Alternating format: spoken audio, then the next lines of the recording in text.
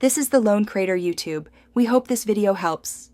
You'll start by making sure your phone will actually send high-resolution media. First, enable Send as Original in Messages so the system won't compress. Next, turn off low data mode on your current Wi-Fi or cellular plan because that forces aggressive compression. While you're there, check iOS updates and free up roughly 500 MB of storage so the system has workspace. Once done, you've removed the most common automatic downscalers and prepared the device to transmit better quality video. Now prepare the video so Messages doesn't downscale during transfer. Trim unnecessary footage in photos, then export or share using actual size or save as file to preserve original resolution.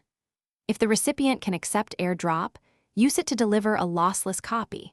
Otherwise, consider adjusting bitrate by half with a video editor so frame quality stays usable without huge files. Make sure you send the file via Messages or the Files app rather than through apps that automatically Finally, send the prepared file while on a solid Wi-Fi connection to avoid carrier-triggered compression. Watch the blue progress indicator in Messages. A full file transfer means less re-encoding.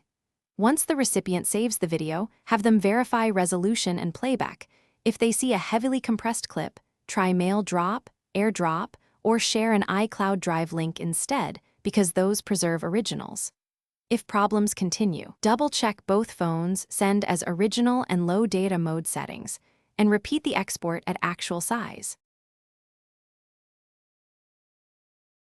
Thanks for watching. Consider subscribing if we helped you.